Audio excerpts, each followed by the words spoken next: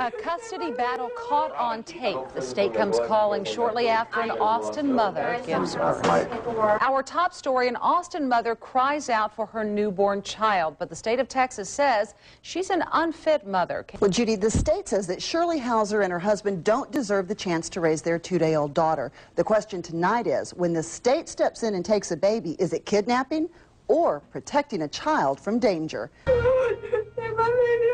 Shirley Hauser left the hospital with a birth certificate, but no baby.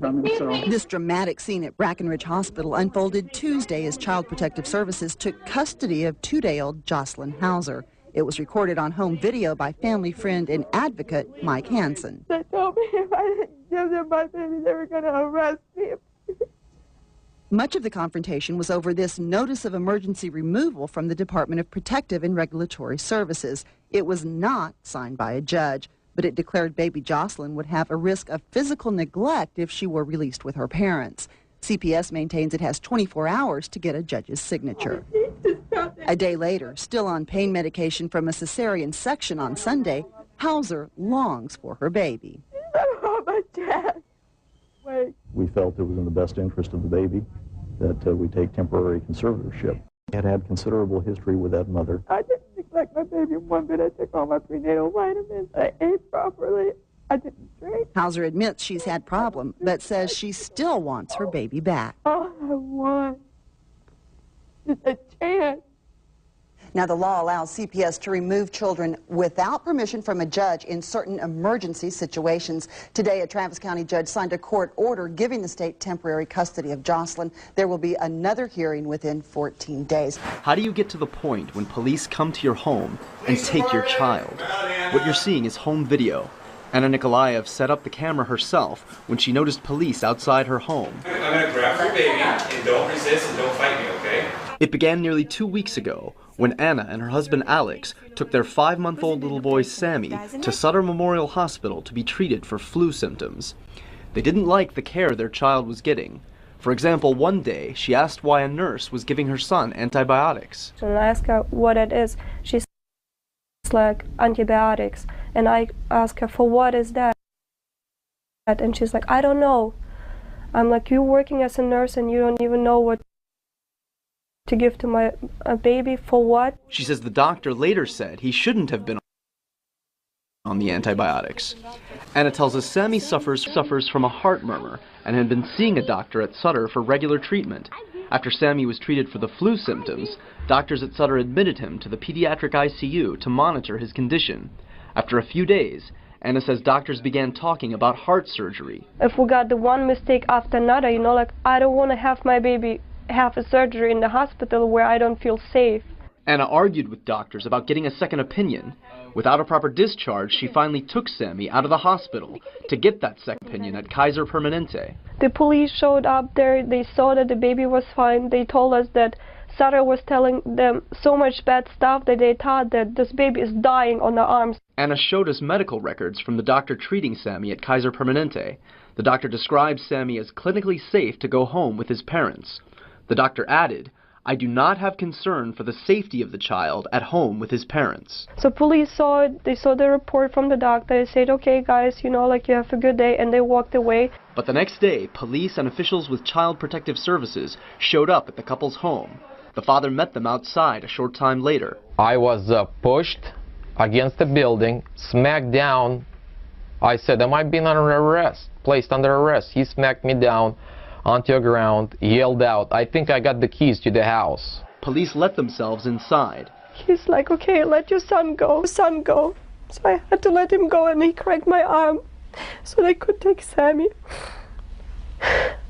They took Sammy and they just walked away. Now, when we spoke to police, they referred us to Child Protective Services. CPS social worker told her the reason they took the baby is because of severe neglect, but she didn't elaborate what that neglect was. We contacted Sutter Memorial to get their side of the story.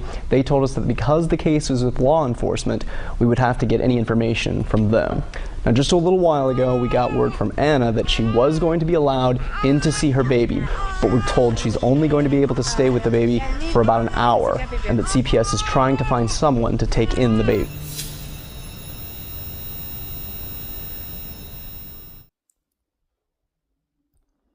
The cultus imperatorius, Latin for the Roman imperial cult, are the individual members of respective families who were granted the title of Augustus and thus crowned as monarchical heads of the Roman state. The cult claims to be divinely anointed by the gods, who were deceased heroes previously man. Only by a vote of the Roman Senate can these fallen emperors be elevated in the act of apotheosis. According to tradition, every individual carries with them a genius, or guardian angel following him or her from birth to death. The etymology of a genius is to give birth. Each location also has a genius, as well as all powerful objects. The Roman imperial cult referred to this guardian spirit as the divine power of a living emperor, which they called numen, meaning to nod the head, as a deity making its presence known. The genius had the implication of being like a person, having the same character but not identical.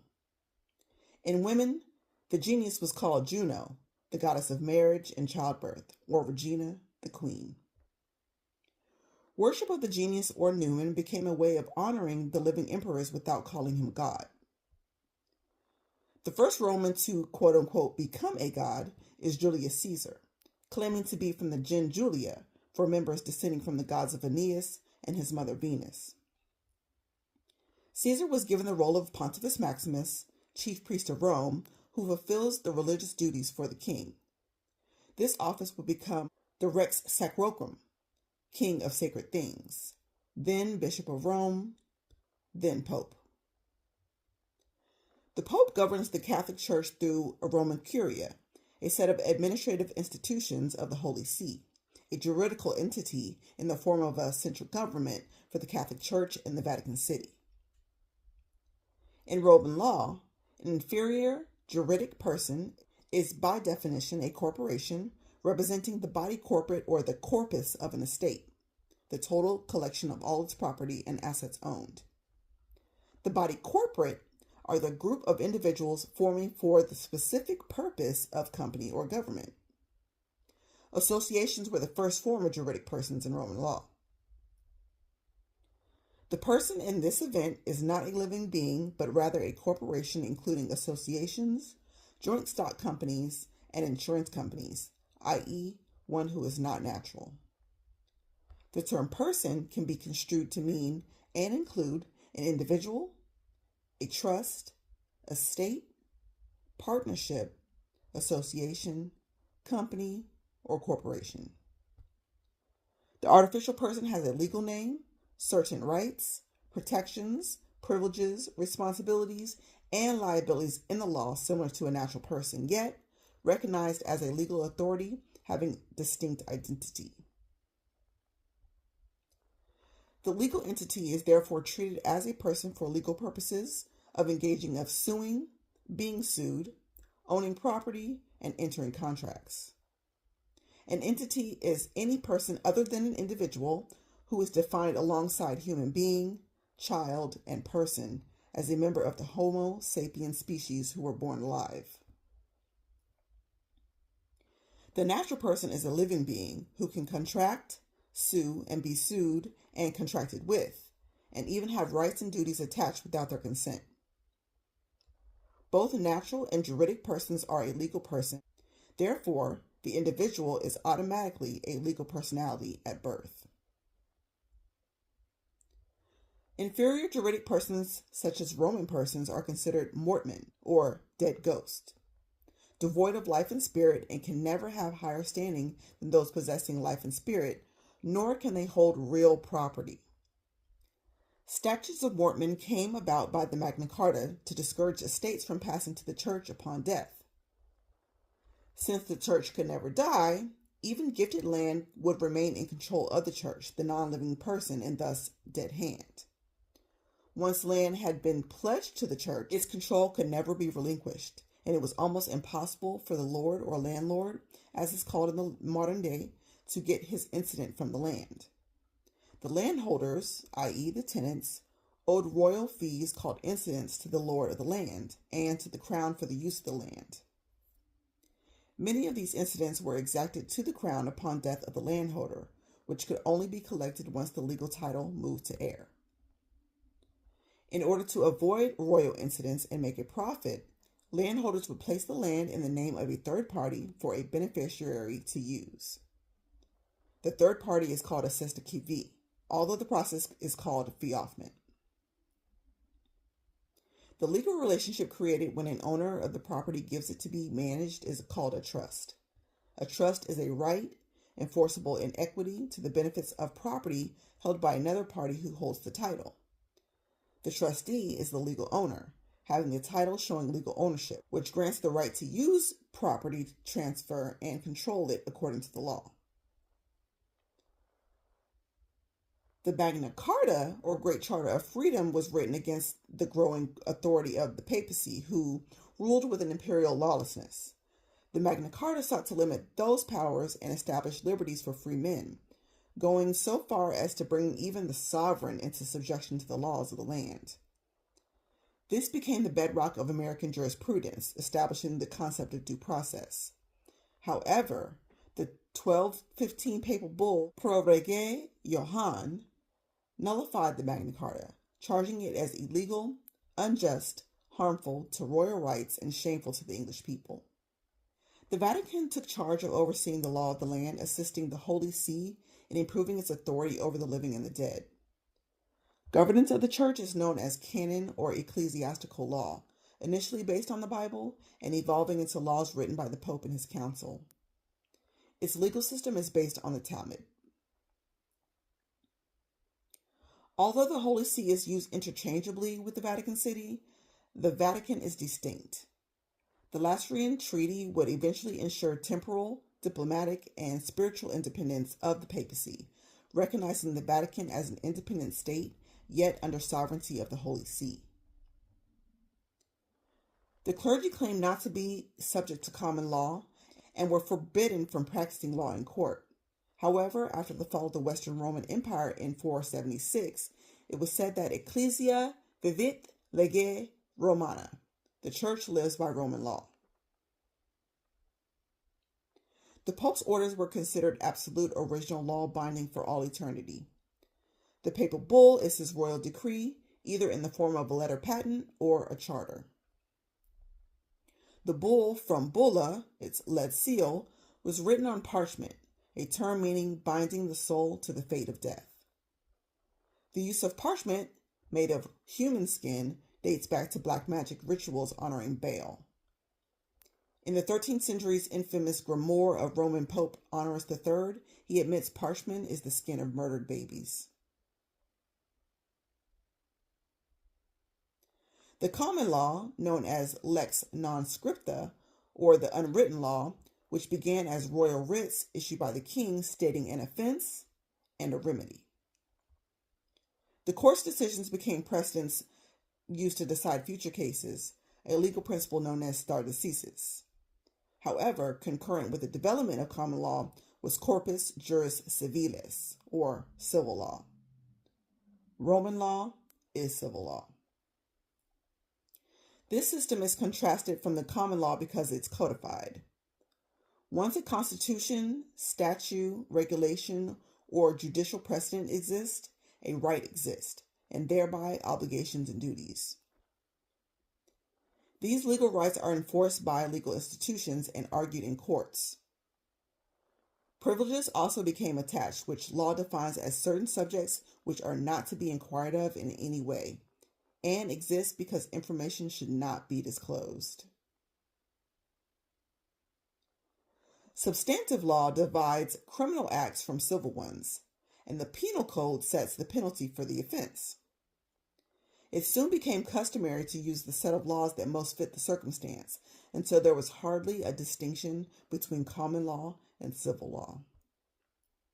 When the Carolingian warrior class became the monastic order, promoting the Pope Benedict's ideas of communal living in 909 AD, the Church of Rome under the Holy See reversed the Benedict doctrine into a feudal system. The following years, during the Crusades of the medieval period, the papacy was sanctioned to reclaim Holy Lands and defend Christendom. On April 21, 1214, Pope Innocent III issued a papal bull taking the Kingdom of England under her authority for an annual payment of 1,000 marks. This made the Kingdom of England a papal fief. A fief is central to contracts of feudal systems whereby anything could be, quote-unquote, held in fee, including land, government office, money rents for housing, and tax farming. A farm, or firma, is Latin for fixed agreement because by implication, the contract was held as immovable. No one owned land except for the king, who held the allodial title, granting him sovereign ownership as landlord of real property, land and everything attached to it like housing. Under the contract, the agricultural land was to bring in revenue to the tenant and yield rent in exchange. Moreover, the fief holder or vassal swears fidelity to the feudal lord in exchange for protection, whether financial or military service. The vassal has mutual obligation to a monarch as bondsman or slave, giving his labor and goods for land. To acknowledge this bond of tenure, the vassal took an oath at a ceremony called homage. The vassal is now his or her man. In November 1302, under what is considered the most frightening papal bull of them all, the Unum Sanctum, Pope Boniface VIII claimed spiritual lordship over the entire world, refusing eternal salvation unless one joins the church and becomes themselves submitted to the Pope. Roman law slowly began to apply a res communis doctrine to the sea and its shores, stating common areas such as it and space were not subject to titles, as it was difficult to identify fee simple holding rights. The Institutes of Justinian in 6th century codified the law, stating, "By the law of nature these things are common to mankind, the air, running water, the sea, and consequently the shores of the sea." However, a doctrine called terra nullius allowed land to be acquired where no state has claim. The first testamentary trust was created by the papal bull Romanus Pontifex, establishing a deceased estate by way of a deed which transfers ownership and a will which manages its effects after death. It was issued by Pope Nicholas V in 1455 and granted the right of use of all real property to himself and his successors in perpetuity, essentially making all land crown land. The crown are the bakers and attorneys who administer the will of the Templar crown, and these are commanded by the 13 bloodlines. The Omni Datum Optimum, every perfect gift, was a papal bull giving approval and sanction to the Knights Templar to work independent of ecclesiastical and secular authorities. The Templars pledged allegiance to the Pope and carried out the military orders of the Catholic Church. The Banks ruled the Crown Temple, also known as the Temple Church. The Crown Temple is a royal peculiar located in the city of London, exempt from jurisdiction of all diocese and province in which it lies, and subject to direct jurisdiction of the monarch in the Church of England. The city of London is on 1 square mile of land, often called the laundromat, because its role in washing 40% of the world's dirty money. The lawyers are trained and selected from the Inns of Court in London. It is ruled by the Parliament, made up of masters of the bench. These were baristas in common law jurisdictions who, as a legal entity, were granted the authority to enact justice and argue cases in courts and tribunals. A barista must be a member of one of the Inns Courts of Honorable Society of Lincoln Inn, Inns Court Honorable Society of Gray's Inn, the Middle Temple, which is headquarters of the Knights Templar, or the Inner Temple. The Lincoln Inn has members or fellows of the inn called the Society, who, although no constitution exists, pass legislation divided into statutes passed by the governors.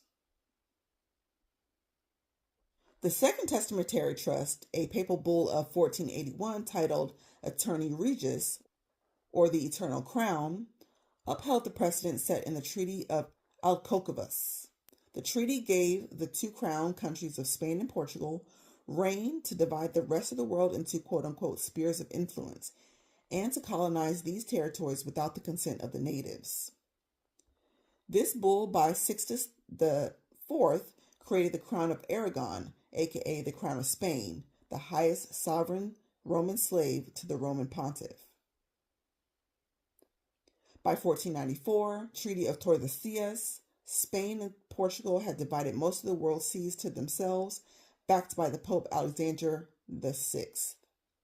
The concept of owning the seas was derived from mare clausum, or closed seas, whereby only one nation has jurisdiction. However, emerging maritime powers opposed having seas divided amongst two Catholic nations. Freedom of the seas, known as the Grecian Doctrine, challenged the concept for 200 years. It was the United States that caused the extension of the jurisdiction of the coastal states off the continental shelf to extend to the seabed by laying claim to resources on the shelf rather than the shelf itself. Some states began claiming 200 miles offshore rather than the original 30 miles. International waters outside of national jurisdiction are called mare liberum, or high seas.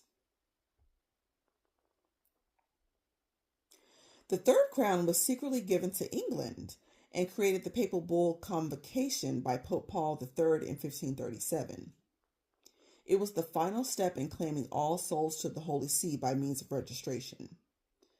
The first country to begin a national registry was France in 1539, using registers of the Catholic Church. Registration creates a legal document, usually a certificate, showing an action has been completed. To register is to show legal proof of rights, from the root meaning the rights of a king by virtue of his prerogative.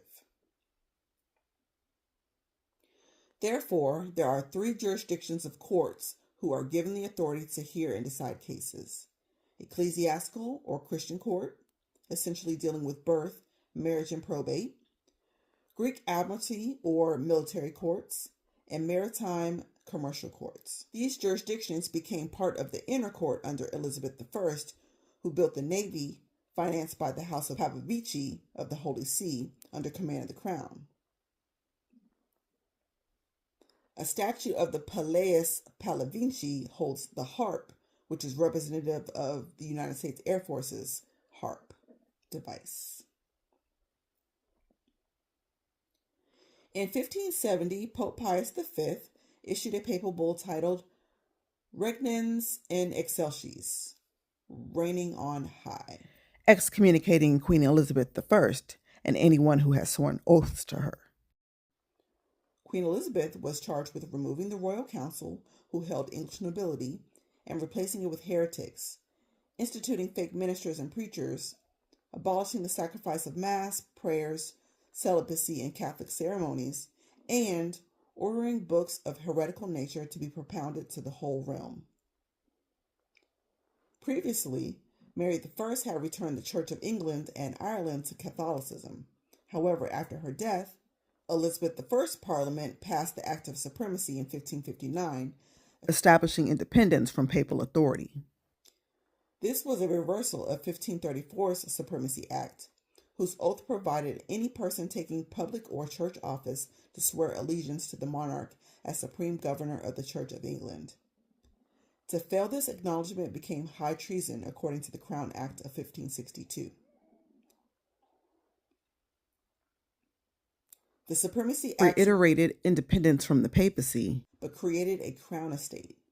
An excerpt of the act reads, quote, "The Church of England, called Anglica Ecclesia, and shall have and enjoy annexed and united to the imperial crown of this realm, as well the title and style thereof, as all honors, dignities, permanences, jurisdictions, privileges, authorities, immunities, profits, and commodities to the said dignity of the supreme head of the same church, belonging and appertaining, and that our said sovereign Lord, his heirs and successors, kings of this realm, shall have full power and authority from time to time to visit, repress, redress, record, order, correct, restrain, and amend all errors, heresies, abuses, offenses, contempts, and enormities, whatsoever they be, which by any manner of spiritual authority or jurisdiction ought or may lawfully be reformed, repressed, ordered, redressed, corrected, restrained, or amended, most to the pleasure of Almighty God, the increase of virtue in Christ's religion, and for the conservation of peace, unity, and tranquility of this realm. Any usage, foreign lands, foreign authority, prescription, or any other thing or things to the contrary hereof withstanding. End quote. So, the Crown holds the allodial title for all of England and a radical title for all overseas plantations and colonies. When the one-time beloved Sir Walter Raleigh and former Member of Parliament got banished to the Tower of London in 1606, his letter patent to settle the future home of Virginia became null and void. The patent registered the newly explored lands with the government as a new invention. In the letters of the charter, King James wrote, quote, "We vouchsafe unto them our license to make habitation, plantation, and deduce a colony of sundry of our people into the part of America commonly known as Virginia. The other parts and territories in America, either appertaining unto us, or which are not actually possessed by any Christian prince or people, and shall begin their first plantation at any place upon the aid coast of Virginia or America. They shall have the lands, woods, soil, grounds, havens, ports, rivers, mines, minerals, marshes, waters, fishings, commodities, and hereditaments, which in common law is any property which can be inherited, towards the west and southwest islands within 100 miles. Each colony should have said council and govern all matters within several territories, laws or ordinances and instructions, as shall be in that behalf, given and signed with our hand or signed manual, and pass under the privy seal of our realm of England, and moreover, we do grant and agree for us that any person or their children dwelling in the land shall enjoy liberties, franchises, and immunities within the realm of England. Anyone who transports any wares, merchandises, or commodities out of the dominion with pretense to land, sell, or dispose of it without the permission, all their goods and chattel is forfeited to the plantation, its heirs, and successors. In 1606, King James I signed Virginia's first charter. This document, issued by England, created a corporation called the Virginia Company of London, aka Virginia Company. It was a joint stock company chartered by investors, whereby the businesses could sell products to consumers and other businesses, and its shares of the company could be bought and or sold by shareholders. The Virginia Company of London, along with the Plymouth Company, were responsible for establishing colonies. The Virginia Company included Virginia, Maryland, and Carolina, and Plymouth Company included Pennsylvania, New Jersey, New York, and New England. Investors of the Virginia Company were called the First Colony, consisting of Sir Thomas Gates, Sir George Somers, Richard Hakluyt, Edward Maria Wingfield, the company's first president, Thomas Hanham, Raleigh Gilbert, William Parker, and George Popham.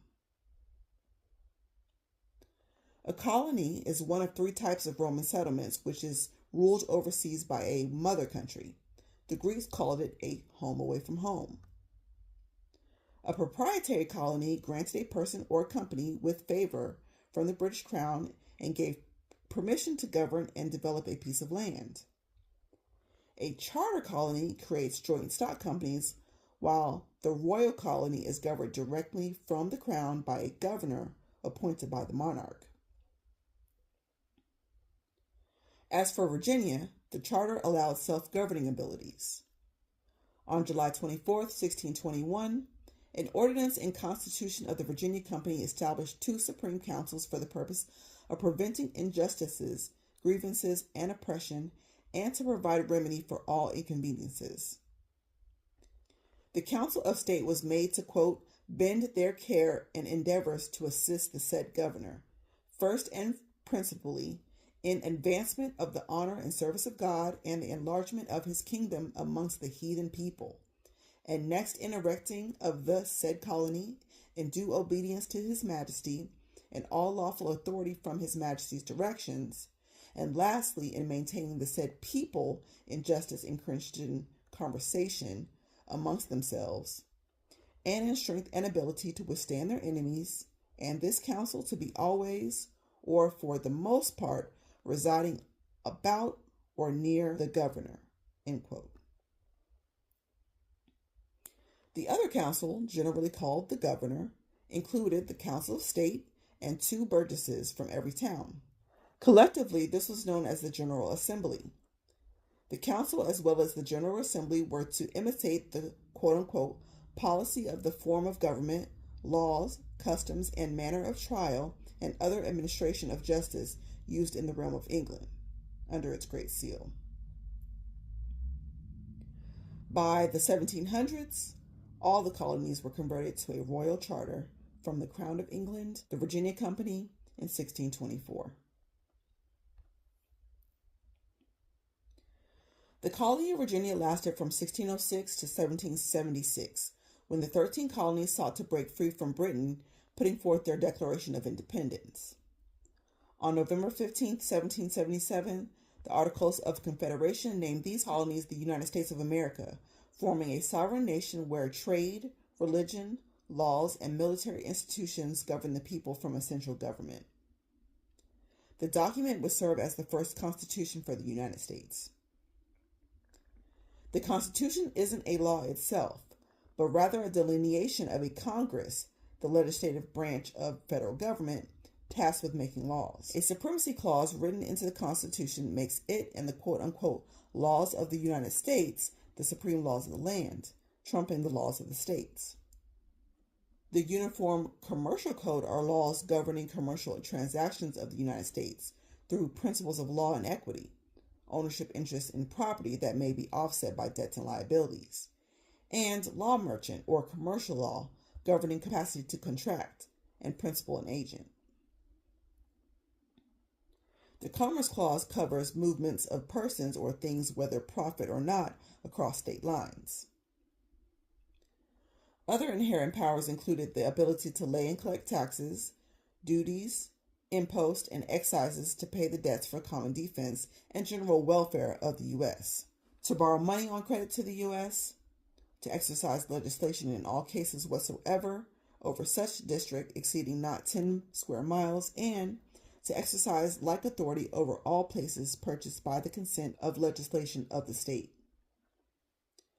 Section 5, titled Enforcement Clause, as explained in Ex parte Virginia 1879, quotes, "Whatsoever legislation that is appropriate, that is adapted to carry out the objects the amendments have in view, whatever tends to enforce submission to the prohibitions they contain and to secure all the persons the enjoyment of perfect equality of civil rights and equal protection of the laws against state denial or invasion, if not prohibited, is brought with domain of congressional power."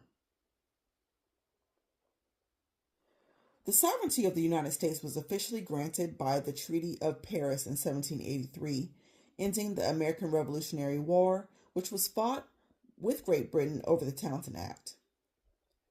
The act established the right to tax colonies and to raise money to pay salaries of governors and judges. In May of 1787, Congress, in a secret session, made revisions to the Constitution, with one revision requiring states to provide monies to Congress in the form of taxes, and evolved into various money-making schemes. Interestingly, the word tax is always in reference to a taskmaster or tyrant. Now, the seat of the federal government for the United States was set in the District of Columbia, city of Washington, not as a state or part of one. The designer was Pierre L'Enfant, known for other world capitals such as Brasilia, New Delhi, and Canberra.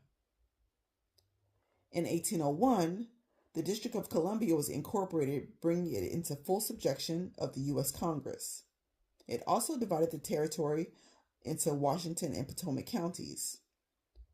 Charters of the already existing Alexandria and Georgetown remained intact, and the common law of Virginia and Maryland remained in force within the district.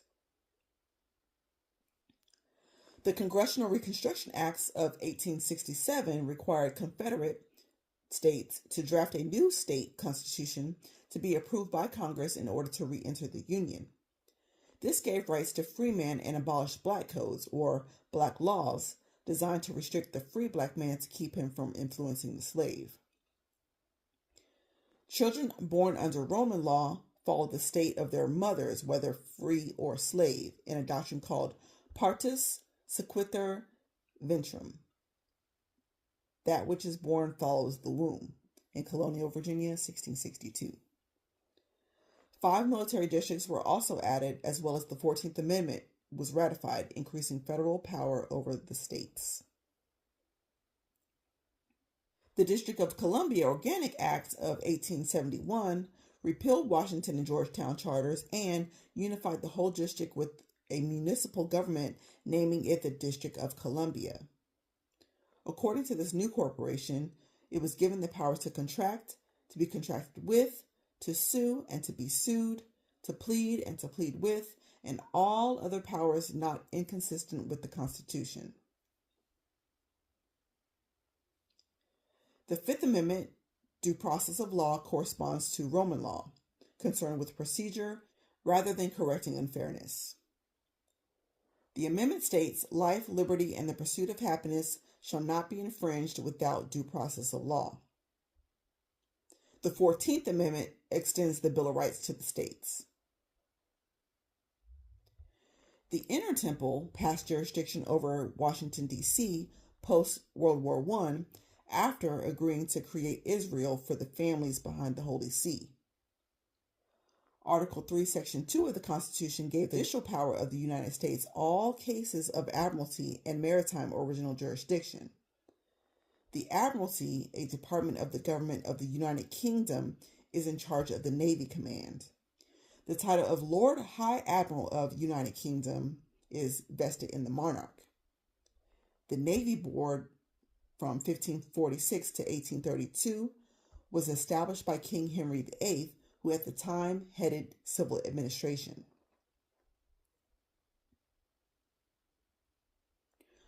Shortly after midnight in the city of London, September 1666, a fire broke out at a bakery on Pudding Lane. Over a 3-day span, the wind took the fire and spread it through the heart of the city, destroying the riverfront. Speculations regarding the start of the blaze began about the growing tension between the city and the crown. The magistrates were concerned about the pursuit of absolute power and what measures the monarch would be willing to undertake to accomplish that. There had already been a great plague a year prior with countless lives lost. The fire had caused furthermore residents to lose their homes, and it was unclear if people were just simply staying away until the rebuilding began or had perished. In response, all the townspeople's property was taken into a trust until proper heirs or owners could be identified. The authority claims an estate could be affected in the event of bankruptcy, minors, incompetency, mortgage, private companies, and persons deemed quote-unquote lost beyond the sea.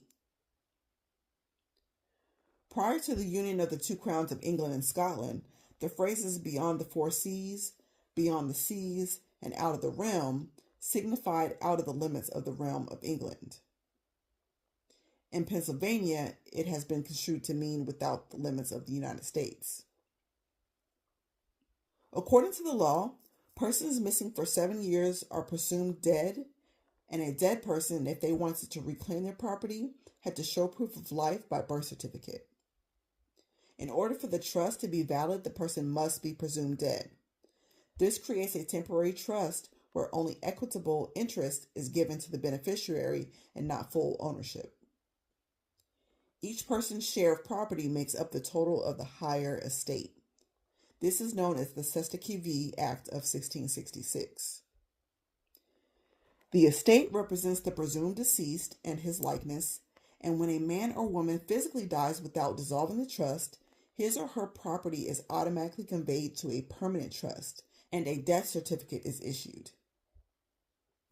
Civil registration began in 1837 as a system by where the government records the vital events, i.e. the birth, marriage, and death of its citizens and residents. The United Nations defines civil registration as, quote, the continuous, permanent, compulsory, and universal recording of the occurrence and characteristics of vital events pertaining to the population as provided through decree or regulation in accordance with the legal requirements of a country. Civil registration is carried out primarily for the purpose of establishing the legal documents required by law. These records are also a main source of vital statistics. Complete coverage, accuracy, and timeliness of civil registration are essential to ensure the quality of vital statistics, end quote. There is a difference between a life certificate of birth and a birth certificate. The former is unofficially issued by a hospital containing the baby's name, parent's name, doctor's name, hospital, sex, race, date of birth, and persons completing the records. This is then registered with the Office of Vital Statistics or State Register to create an official birth certificate. According to the Corpus Juris Secundum, a name is word or words used to distinguish and identify a person. A Christian or baptismal name refers to the first name given at birth on one's christening. A legal name is typically the given name and surname one receives at birth and recorded during registration of that birth, which is then placed on the birth certificate. Use of a surname is shifted from land law to offshore sea or admiralty jurisdiction. Black's Law defines surname as being, quote, from below, the family name or name over and above the Christian name, written over the name in judicial writings and contracts. All legal and administrative matters require this name. If issues arise in regards to what court has jurisdiction, the maxim establishing importance of a name is applied. Quote, when an issue is raised as to the legal existence of a named party or a party's capacity to be sued or the authority of a party to be sued, the party desiring to raise the issue shall do so by specific negative averment, which shall include particulars, rightly order to comprehend the thing, inquire first into the names, for a right knowledge of things depends upon their name. This is an issue of importance with marriage license. A license in the law of contracts is permission accorded by a competent authority conferring the right to do an act which without such authorization would be illegal or would be a trespass or a tort. This type of permit first came about to regulate interracial marriages. The marriage is considered a secular contract with the state, a for-profit venture whereby husband and wife are contractually joined as business partners with the state as principal or dominant party. The state is part of every marriage contract of its own residents as well as the guardian of its morals. Roberts versus Roberts. The marriage contract continues after divorce. Any children produced become fruit born of the venture. Because the contract is said to have borne fruit, the child primarily belongs to the state. According to parens patria, or parent of the country or homeland, the state court has paternal and protective role over its citizens and others subject to its jurisdiction. All orphans, dependent children, and persons deemed incompetent are within special protection and under control of the state. The purpose is to intervene against abusive or negligent parents. The idea of the state having authority over dependents leans on the Roman law of patria potestas, Latin for power of the father, lending that the pater familias, or oldest living male, had power over his dependents, including his wife, children, and extending to the community, including freedmen, relatives, and slaves. The familia represented the juridical unit or estate. According to Mostrium, what the English call mores allowed the holder of the office of the power life and death. When Augustus put himself as pater patria, he became responsible for the entire Roman familia, and pater familias was lifted as a genius. The Shepard-Towner Act of 1921 was the first step into Social Security as federal funding for children and mothers, also known as the Promotion of the Welfare and Hygiene of Maternity and Infant Act.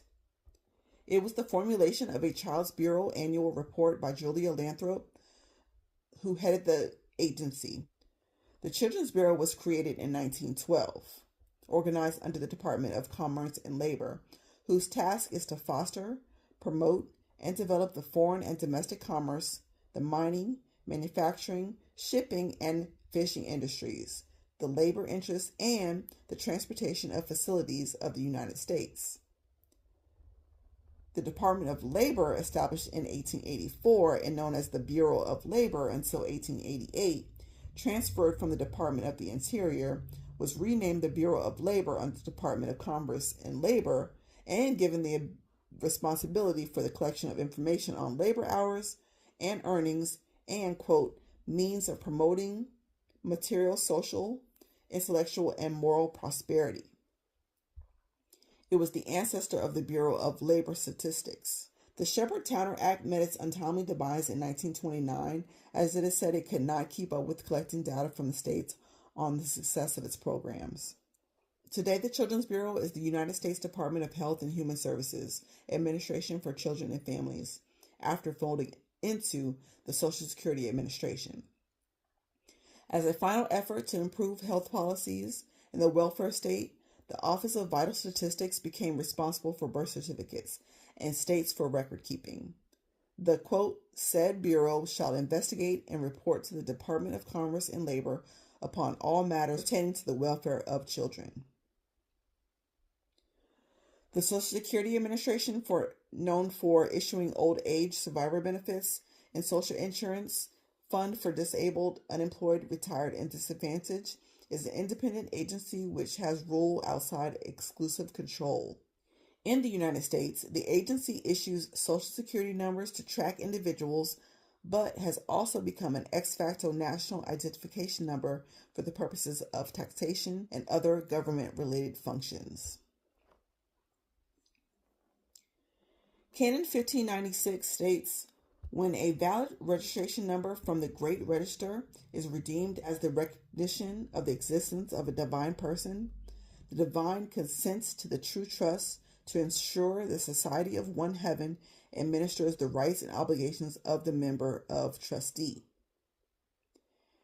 Canon 1597 states, proof of existence of a true person and true trust is through the issue of a valid, live-born record as a divine, immortal, spiritual being expressed in flesh vessel.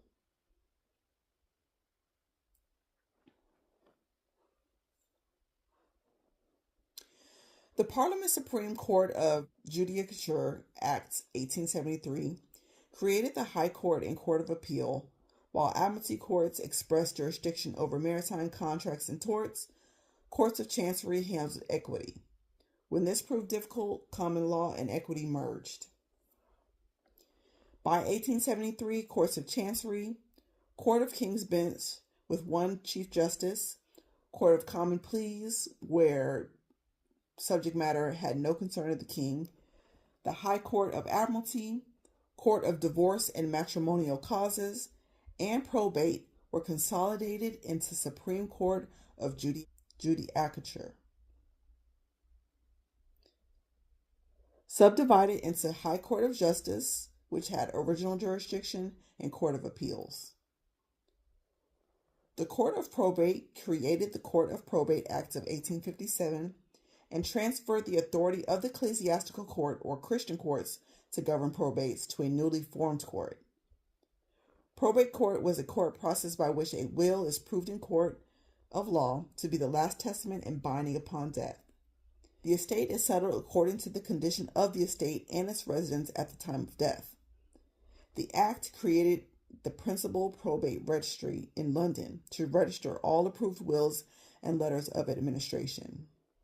The cultus imperatorius, Roman law, has ruled for generations across lands and sea, disguising itself behind a secret veil, puppeting the demands of the 13 bloodlines to enslave the whole world.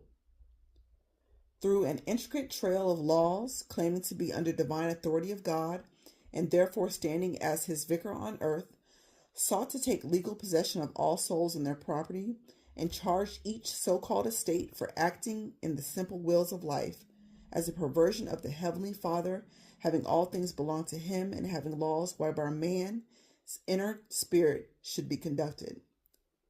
Like it said, the Talmud is based on the laws of fallen man. Although I went about this research to prove an illegitimate system whereby we aren't really slaves, we just think we are, I must say it's quite the contrary. Our life, our laws, the United States Corporation was created this way.